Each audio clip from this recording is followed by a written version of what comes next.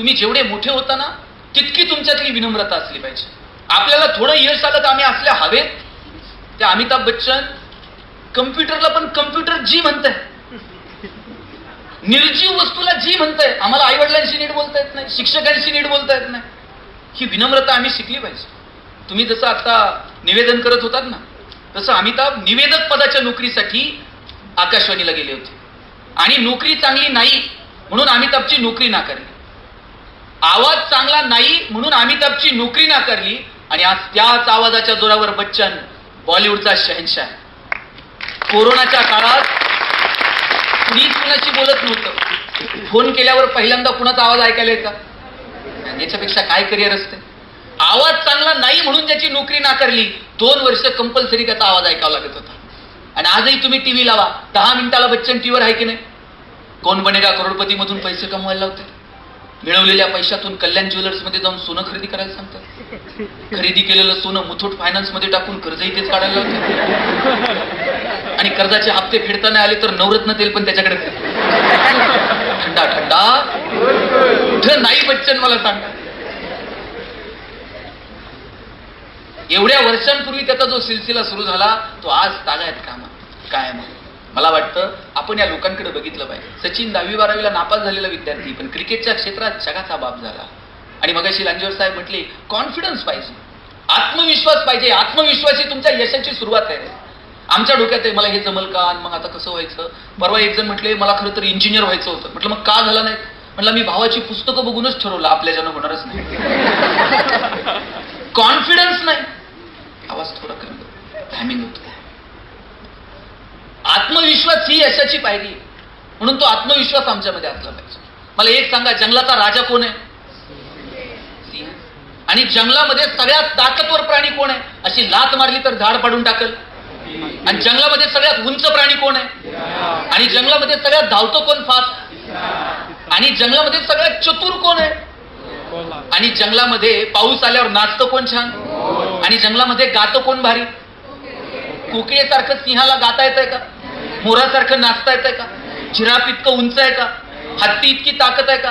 कोल्हा इतकं चतुर आहे का? आणि त्याला जंगलाचा राजा कुणी केलं? त्यानंच जाहीर केलंय की मी जंगलाचा राजा आहे.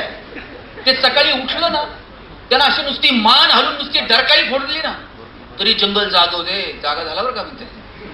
जंगलातला कोणताही प्राणी समोर येऊ दे, सिंह आता डोळ्यात डोळे घालून बघतोय बाजूला हो नाहीतर शिकार करून टाकला. हा जो आत्मविश्वास आहे ना सिंहामध्ये, चालण्यात सुद्धा काय रुबाब आहे हो सिंहाच्या. म्हणून सिंह जंगलाचा राजा. आपल्यामध्ये तो आत्मविश्वास असला पाहिजे, यस आम्ही हे करू.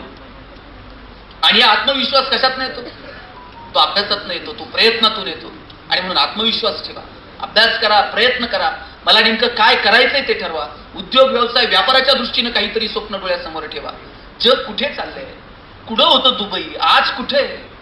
84-85 पर्यंत दुबईमध्ये फक्त तेलाचे पैसे होते. आज जगातला सगळ्यात बिझिएस्ट एअरपोर्ट दुबई, जगातला सगळ्यात प्रॉफिएस्ट मॉल दुबई.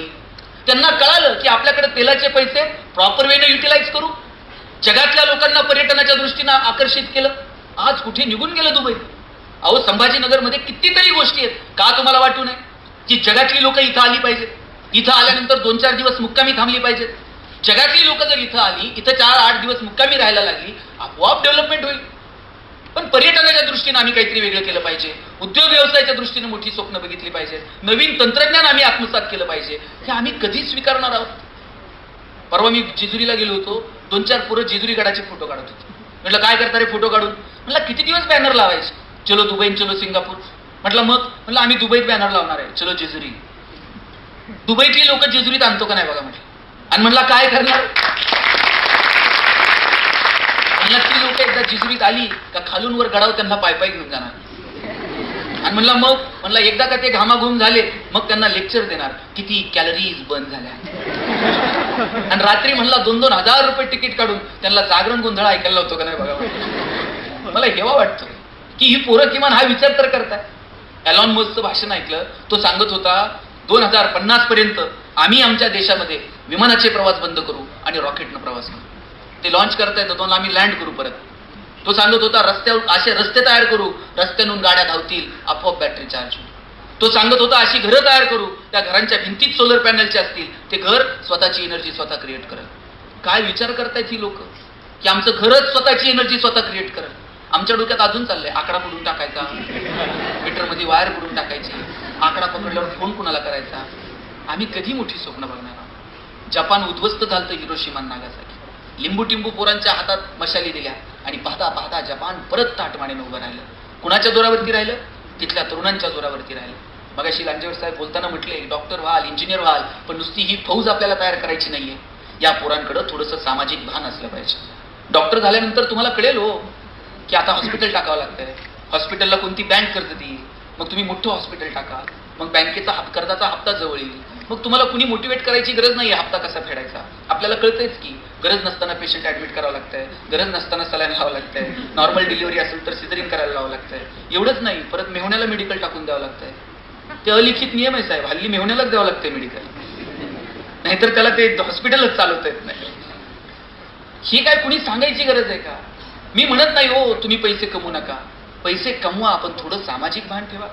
चांगला मार्ग, चांगला विचार, माझा देश, माझा समाज, मी कोणत्या कम्युनिटीतनं आलो, मी कोणत्या गावातनं आलो, जिल्ह्यातनं आलो, ग्रामीण भागातनं आलो, त्या लोकांची सुखदुःख ही कधीतरी आमच्या मनाशी असायला नकोत का? डॉक्टर झाल्यानंतर तुमच्या मनात कधीतरी विचार आला पाहिजे, मी माझं हॉस्पिटल प्रामाणिकपणे चालवेल आणि त्याचबरोबर कधीतरी सिव्हिल हॉस्पिटलला भेट देईल, कधीतरी प्राथमिक आरोग्य केंद्राला भेट देईल, कधीतरी तिथल्या डॉक्टरांसोबत चर्चा करेल, जगभरातली नवनवीन संशोधनं याच्यावरती कधीतरी मी ग्रामीण भागात बोलत राहील, कधीतरी ग्रामीण भागातल्या किशोरवयीन मुलींशी जाऊन चर्चा करेल, त्यांच्या आरोग्यासंबंधात त्यांच्याशी बोलेल, कधीतरी महिलांसोबत त्यांच्या आरोग्याच्या समस्यांसोबत मी बोलत राहील. हा समाज, हे जे सामाजिक भान आहे ना, हे आपल्यात असलं पाहिजे. तुम्ही सिव्हिल इंजिनियर झाल्यावर तुम्हाला कळतंयच की किती रुपयानं प्लॉट घ्यायचा, किती TDR, किती FSI, किती रुपयानं फ्लॅट विकायचा. पण कधीतरी मनात विचार यायला नको का? रस्त्यावरून जात असताना पालिकेच्या रस्त्याचं काम जर सुरू आहे तर 2 मिनिट मी रस्त्यावरती थांबावं, तिथल्या मी पालिकेच्या इंजिनियरला विचारावं, जरा एस्टिमेट बघू, मला पण थोडंफार रस्त्यामधलं कळतं. हे सामाजिक भान मित्रांनो आपल्यामध्ये असलं पाहिजे. हा देश आपला आहे, ही माती आपली, इथली माणसं आपली आहेत, हे तुम्ही कधीही विसरून चालणार नाही. तुम्ही प्रशासनात जा, if you want to change the system first you have to reach that, then you can change it. System फक्त शिव्या देऊन बदलत नाही. ग्रामीण भागातली, खेड्यापाड्यातली, सामान्य कुटुंबातली पोरं प्रशासनात आली पाहिजे. आणि तुमच्याकडे एखादा माणूस जेव्हा येतो त्याची समस्या घेऊन, तो सरळ आला पाहिजे, त्याला वाटलं पाहिजे की अरे मी माझ्या अधिकाऱ्याला मी माझा मनातला विचार सांगू शकतो. तलाठी भाऊसाहेबाला जर भेटायचं असेल तरी एखादा माणूस जर घाबरत जात असेल, मी आज बोलू का नको, साहेबाचा मूड नीट असेल का नाही, तर समजावा हा नोकरशाहीचा सगळ्यात मोठा पराभव आहे. आपण सामान्य कुटुंबातून आलो, आपल्याला प्रश्न कळतात, त्या प्रश्नांची उकल शोधण्यासाठी आपल्याला अधिकार आहे. त्या अधिकारांचा वापर आम्हाला चांगल्या कामासाठी करता येईल का, ही भावना पोरांना तुमच्या मनात असली पाहिजे. आणि मग आम्हाला अधिकारी व्हायचंय, आम्हाला व्हायचंय, पण याच्या पाठीमागचं अंतिम ध्येय काय? ते अंतिम ध्येय जर क्लिअर नसेल तर मग त्या यशालाही काही किंमत नाही. आणि म्हणून मला या विद्या अलंकार क्लासेस, विद्या अलंकार, विद्या हा अलंकार आहे, तो शोभून दिसला पाहिजे. तुम्ही शिक्षण घेतलं ना, भरदारी वस्त्र परिधान केल्यासारखे तुम्ही वावरला पाहिजे. पण भरदारी वस्त्र परिधान केल्यानंतर आपण काय करतो? कुठे टिकून बसत नाहीत, धूळ लागेल म्हणून सामान्यांमध्ये जात नाहीत, असे जरा लांब राहतो. आपल्याकडे प्रॉब्लेम आहे, थोडंसं यश आलं ना माणूस समाजापासून लांब राहायला लागतो. हे असं करू नका. एक सगळे असे उंदीर होते आणि त्यातल्या एका उंदरानं राजाचा नेमका मौल्यवान हिरा गिळून टाकला. राजानं दवंडी दिली, कोणत्या उंदरानं नेमका तो गिळला असेल त्याला जो पकडेल, मारेल आणि तो हिरा आणून देईल त्याला मी बक्षीस देईल. आता ही 2-4 शिकारी आहे, म्हणजे सगळेच उंदीर मारून टाकू. एकच हुशार होता, म्हणला उंदीर मारायची गरज नाही, आपण उंदीर शोधू, नेमका कुणी हिरा गिळला असेल. तर हे शोधायचं कसं? म्हणला उद्याच सांग. त्यानं निरीक्षण केलं, एकच उंदीर असा ऐटीत बाजूला जरा रुबाबात राहायला लागला. ते कुणात मिसळायचं नाही, कुणाशी काही बोलायचं नाही, कुणी जवळ आलं तर त्याला झिटकारणार. ते शिकाऱ्याने सांगितलं ह्यानंच हिरा गिळलाय. म्हणले कसं? म्हणले थोडे पैसे आले का माणूस असा हवेत चालायला लागतंय. म्हणलं जे लोकांपासून बाजूला राहतंय, ऐकीत राहतंय, 100% हिरा येऊन गेला. बाकी त्यांना मारायची गरज नाही, याला ताब्यात घ्या, हिरा मिळून जातोय. थोडं यश मिळालं, समाजापासून बाजूला जाऊ नका. जुने मित्र, जुन्या लोकांच्या समस्या, कुणी आलं आनंदानं त्याला फेस करा, त्यांच्या समस्या जाणून घ्यायचा प्रयत्न करा. मला आपल्याला या निमित्तानं एकच सांगायचं आहे की आयुष्य खूप सुंदर आहे आणि त्या सुंदर जगण्याला पैलू पाडण्याचं काम जर कोण करत असेल तर ते शिक्षण करतं. शिक्षण केवळ आणि केवळ उदरनिर्वाहाचं साधन नाही. रस्त्यावरची जनावरं सुद्धा उपाशी मरत नाहीत हो, आपण तर माणसं आहोत. म्हणून केवळ शिक्षणाला उदरनिर्वाहापाशी जोडू नका. हो, शिक्षणात तुमचा उदरनिर्वाह झालाच पाहिजे, तेवढी कला तेवढी कौशल्य तुम्ही आत्मसात केलीच पाहिजे, पण शिक्षण म्हणजे केवळ उदरनिर्वाह नाही हे मात्र तुम्ही स्वतःला ठणकून सांगा. शिक्षणानं तुमचं जगणं समृद्ध झालं पाहिजे, सुंदर झालं पाहिजे. आणि आजच्या घडीला ज्ञानाशिवाय दुसरा पर्याय काय आपल्यासमोर की जो आपलं आयुष्य सुंदर करू शकेल? तुम्हाला जर तुमची सामाजिक आणि आर्थिक परिस्थिती जर बदलायची असेल तर आपल्यासमोर शिक्षण सोडून दुसरा पर्याय उपलब्ध नाही. म्हणून इथं बसलेल्या सगळ्या पालकांना सांगतोय, आई म्हणून बाप म्हणून पोरांच्या पाठीमागे खंबीरपणे उभे राहा. पोराला सांगा, बाई मला परिस्थिती नव्हती, कुणी सांगणारं नव्हतं, मला कुणी दिशा दाखवणारं नव्हतं, पण आई म्हणून मी तुझ्या पाठीशी ठामपणे उभी आहे, तू शिकलं पाहिजे. हा विचार तर पोरांना द्या. कदाचित तुम्हाला सायन्स कळणार नाही, मॅथमॅटिक्स कळणार नाही, पण मगाशी ताई जसं सांगत होत्या, घरी आल्यानंतर पोराला विचारा, आज किती क्लास झाले, आज काय शिकवलं, जरा बघू बरं तुझी वही. पोरांना कळतं, आईबाप विचारतात. आम्ही मार्क सोडून पोरांना काहीच विचारत नाही. 89% मार्क पडले तर आईबाप टेन्शन मध्ये येतात. पण आईला आणि बापाला दोघांना मिळून 90 नव्हत्या 10वीत, पण त्यांना टेन्शन येत नाही की पोराला 90 मिळू शकले नाही. केवळ मार्कांसाठी त्यांनी फसत आहेत. अशा वेळेला डॉक्टर बाबासाहेब आंबेडकरांच्या ज्ञानाची गरज समितीला भासली. बॅरिस्टर जयकरांनी मुंबई प्रांतातून राजीनामा दिला. डॉक्टर बाबासाहेब आंबेडकरांना तिथं उभं केलं, निवडून आणलं, आणि मग डॉक्टर बाबासाहेब आंबेडकर घटना समितीचे सदस्य झाले. केवळ आणि केवळ ज्ञान, ज्ञानाला दुसरा पर्याय नाही. रडत बसू नका, मला हे जमलं नाही, मला सांगायला कोण नव्हतं. तुम्ही अपयशाची 1000 कारणं दिली, कुणाला काय घेणं देणं हो? लोक 2 दिवस हळहळ व्यक्त करतील, एखादा दिवस येऊन तुमचं सांत्वन करतील, नंतर रोजचं आयुष्य तुमचं तुम्हाला जगायचंय. अपयशाची कितीही कारणं सांगितली आणि कुणाच्याही माथ्यावरती मारली त्याचा उपयोग होत नाही. म्हणून यशस्वी होण्यासाठी काय काय करता येईल त्याचं प्लॅनिंग करा. त्यानुसार आम्हाला ते एक्झिक्यूट करता येईल का, त्या दृष्टीने मित्रांनो प्रयत्न करा. जगण्याचा आनंद घ्यायला मात्र या सगळ्या गडबडीत विसरू नका.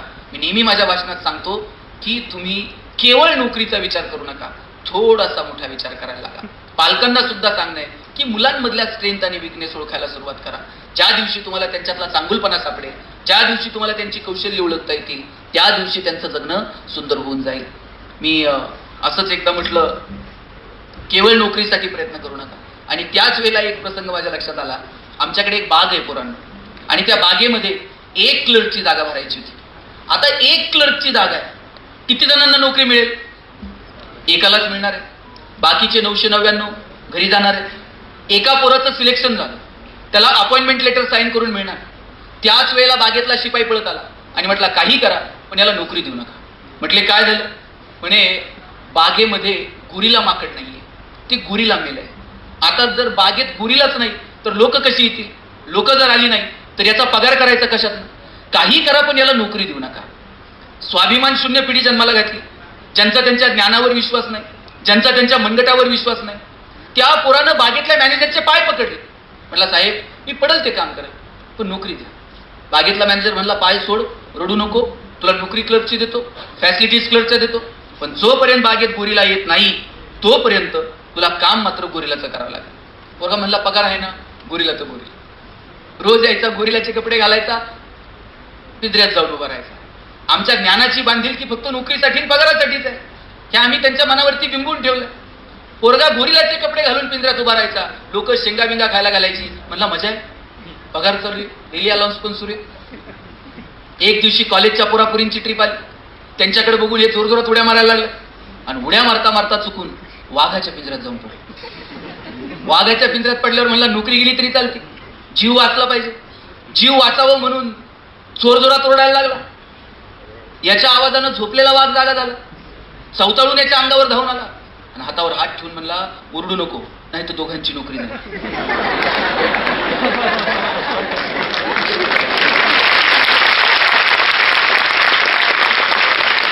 नंतर कळलं, गोरिलाच्या भूमिकेत BSc झालेलं होतं, वाघाच्या भूमिकेत MSc झालेलं होतं. शिक्षणात आम्ही स्वाभिमानी होणं अपेक्षित आहे का स्वाभिमान शून्य होणं अपेक्षित आहे? जे शिक्षण तुम्हाला कॉन्फिडन्स देऊ शकत नाही ते शिक्षण आपण घेतलंय का, हाच प्रश्न आहे. शिक्षण घेतलं, वाघासारखे तुम्ही गुरगुरलाच पाहिजे, ती धमक तुमच्यामध्ये आली पाहिजे. जे शिक्षण तुमचा स्वाभिमान जागा ठेवू शकत नाही ते शिक्षण आपण घेतलंय का, हा प्रश्न विचारला पाहिजे. केवळ मार्कांच्या चौकटीत पोरांना अडकून ठेवू नका. मार्कांच्या पलीकडे जाऊन अभ्यास करण्याची सवय मुलांना लागली पाहिजे. पोरं सगळंच मार्कांसाठी करायला लागले. शिवाजी महाराज 4 मार्काला, संभाजीराजे 5 मार्काला. अरे तुकाराम महाराज अवघड आहे म्हणले, ऑप्शनला टाकू. परवा 10वीतला पोरगा मला विचारत होता, सर या वर्षी मराठीच्या पेपरला ज्ञानदेव पडणार आहेत का तुकाराम पडणार आहेत? अरे म्हणले हे पडतील कसे ज्यांनी महाराष्ट्र उभा केला? सगळंच कसं मार्कांसाठी असू शकतं? मार्कांच्या पलीकडे जाऊन शिक्षणाचा आनंद घ्या. आणि जाताना इतकंच सांगतो, आज तुमचे पालक आलेले आहेत. आज राम लोखंडेंचा सत्कार होत असताना आईला किती आनंद वाटला असेल. आपल्या आई वडिलांच्या स्वप्नांसाठी थोडं तरी मागे वळून आपण कधीतरी पाहिलं पाहिजे. शेवटचे आता 1-2 मिनिट मी घेणार आहे की आपल्या पालकांकडे आपलं लक्ष असलं पाहिजे. पालकांचं तर आपल्याकडे आहेच, पालकांना सांगावंच लागत नाही मुलांकडे लक्ष द्या. पण मुलांनो मुलींनो, आई वडिलांकडे पण आपलं कधी लक्ष असलं पाहिजे. आपण सगळी खेड्यापाड्यातले आहोत की नाही? कुठून ना कुठून ग्रामीण भागाशी आपला संपर्क आहे. आपले वडील आई कामानिमित्तानं इथं आले असतील, मग इथे सेटल झाली असतील, पण आपल्या सगळ्यांची पार्श्वभूमी ही ग्रामीण भागाची आहे. का कुणी आहे डायरेक्ट हाँगकाँग टू संभाजीनगर? आपण सगळी खेड्यापाड्यातले आहोत, सगळेजण सर्वसामान्य कुटुंबातले आहोत. सर ज्यावेळेस तुमच्याकडे हे पालक अभ्यास मुलाच्या ऍडमिशनसाठी येत असतील, तुम्ही त्यांचे चेहरे वाचा. फार अपेक्षा असते.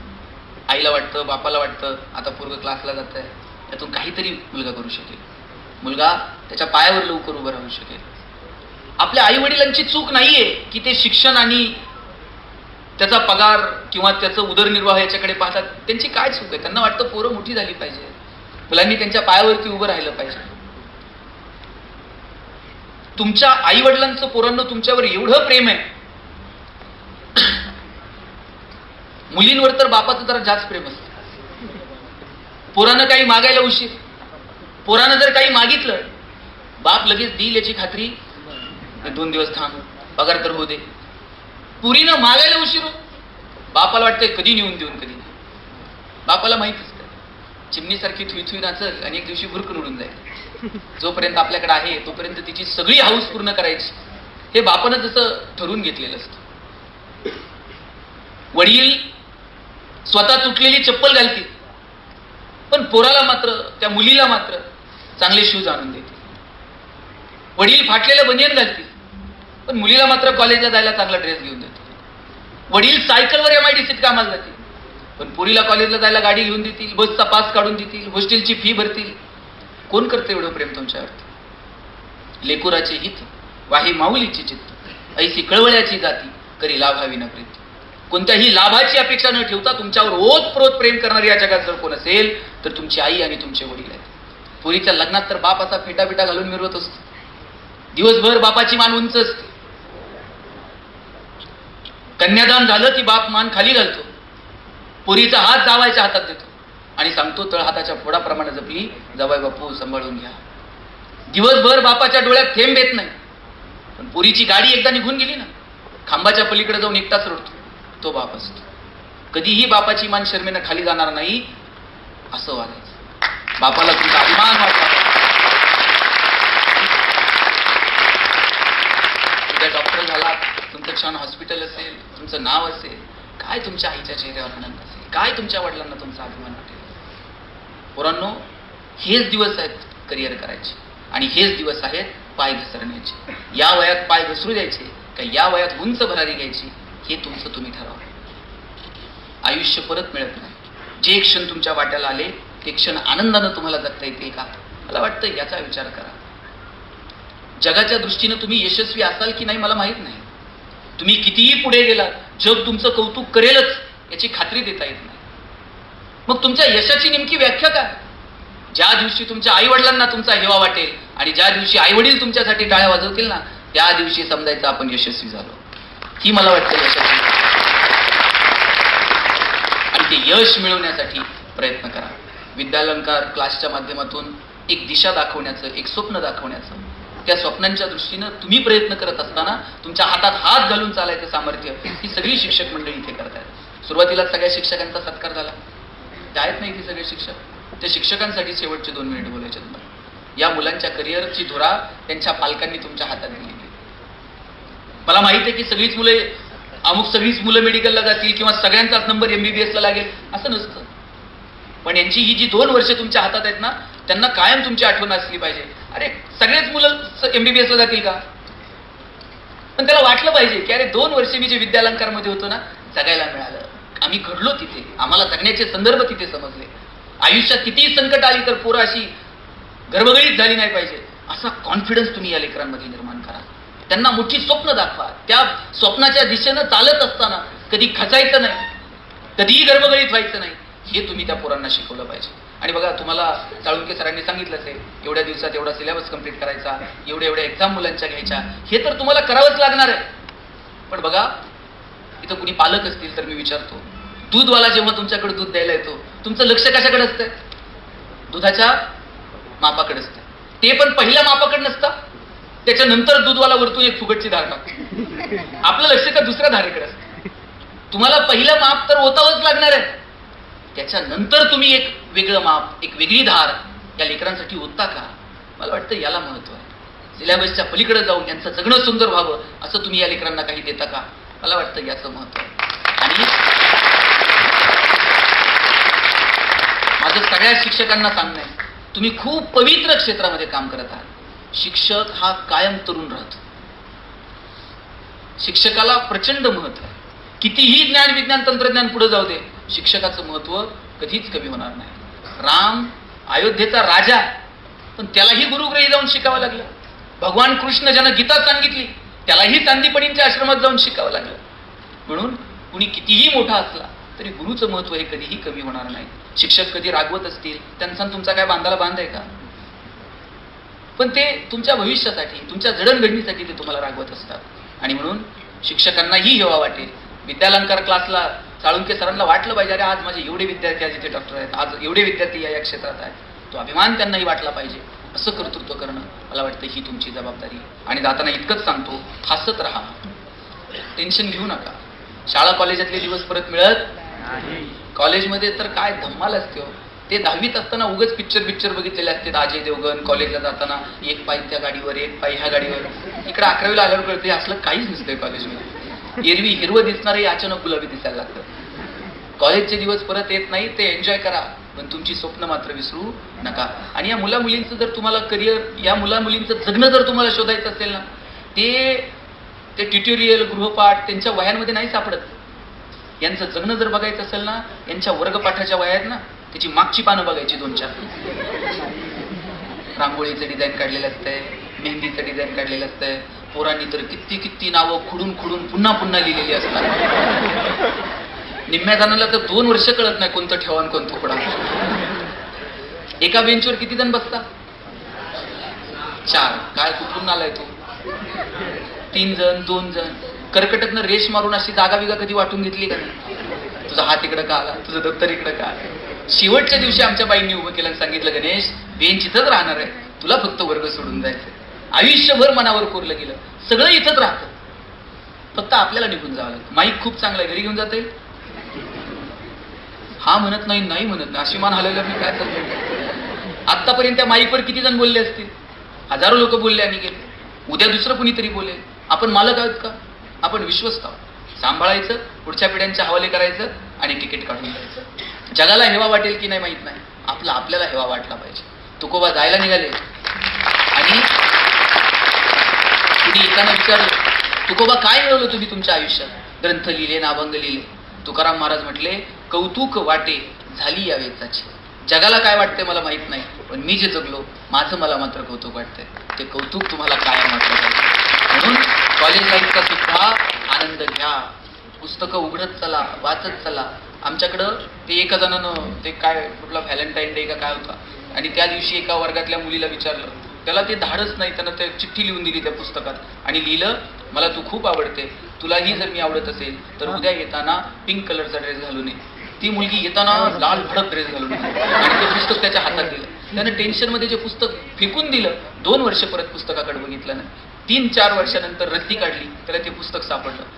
पुस्तकात चिठ्ठी होती, तुझं पत्र मला मिळालं, मी तुला जशी आवडते तसा तू सुद्धा मला आवडतो, पण माझ्याकडे पिंक कलरचा ड्रेस नसल्या कारणाने यासाठी तरी पुस्तक उसकत चला. यातला विनोदाचा भाग सोडा, पण आयुष्यातला कॉलेज लाईफ मधला आनंद घ्यायला विसरू नका. मस्त आयुष्य जगा, आनंद घ्या, पण त्यात सात्विकता विसरणार नाही याची मात्र काळजी घ्यायची. पोरांनो, तुमच्यासाठी शेवटचं 1 मिनिट. तुमच्या कॉलेजच्या मुली, क्लासमधल्या मुली चौकात जर उभ्या असल्या, तुम्ही जर तिथे उभे असले, तुम्हाला पाहिल्यानंतर तुमच्या क्लासमधल्या मुलींना सुरक्षित वाटलं पाहिजे. बसच्या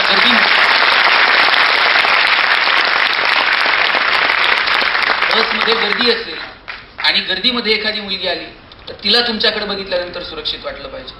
जर तुमच्या क्लासमधल्या, वर्गातल्या, कॉलेजमधल्या, गल्लीतल्या, गावातल्या, शेजारच्या मुलीला तुमच्याकडे बघून जर सुरक्षित वाटत नसेल तर तुम्हाला जय भवानी आणि जय शिवाजी म्हणायचा अधिकार नाही. सुंदर आयुष्याचा आनंद घ्या आणि हसत हसत राहा. आल्यापासून मी दोघं तिघं बघतोय, हसलेच नाही. ते हसावं वाटलं तरी शेजारी बघणार, तो हसतोय का? माणसाला हसता येते, जनावरांना हसता येते का? कधी असं झालंय का तुम्ही शिरपूर करायला गोठ्यात गेलाय आणि एखाद्या म्हशीनं छान स्माइल दिली, म्हैस म्हणते का प्लीज वेलकम इन गोठा, किंवा म्हैस गोठ्यात आलीये आणि तिचा पिल्लून आवाज दिलाय संतूर मम्मी, असं झालंय का? जनावरांना हसता येतं. जनावरांना येते का हसता? माणसांना हसता येतं, जनावरांना हसता येत नाही. साहेब तुम्ही कधी गाढवाला हसताना बघितलंय? ज्या दिवशी गाढव हसायला सुरुवात करत त्या दिवशी समजायचं गाढवाचा प्रवास मानवात्वापुढे सुरू झाला, आणि ज्या दिवशी माणूस हसायचा बंद करल त्या दिवशी समजायचं माणसाचा प्रवास तुमचं तुम्ही ठरवा काय. तुम्हाला सगळ्यांना खूप साऱ्या शुभेच्छा. No once more, no effect of any. So please please please dear friends, keep smiling. Thanks you.